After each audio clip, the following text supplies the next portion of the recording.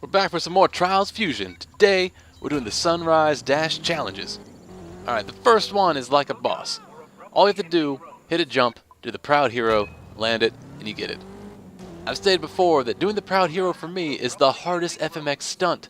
All you have to do is hold down on the trick stick, and then you nail it. But, for some reason, if the bike's not perfectly level, you end up pulling off a Superman all the time. So almost every time I try to do the Proud Hero, I'll end up doing a Superman for like 3 or 4 runs, and then finally, eventually getting the asshole to stand up on the back of his bike. There we go, crash it out. Alright, the next one, Majestic flipping. Complete 5 flips, at least, on a 0-fault run.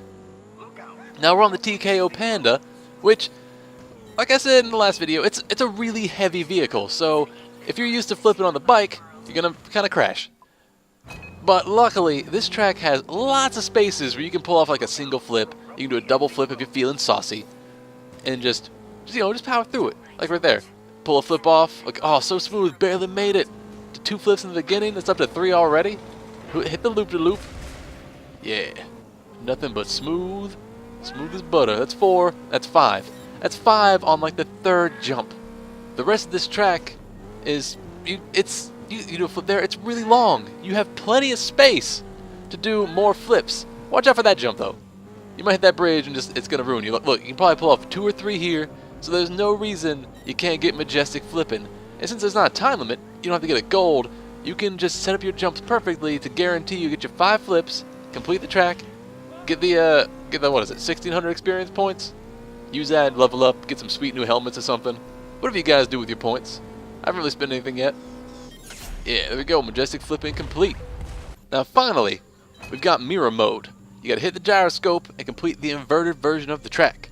The gyroscope is hidden, and the way the Trials hides things is it puts it behind you on the start of the track. So, start the track, roll out backwards, hit the gyroscope, and suddenly it's night.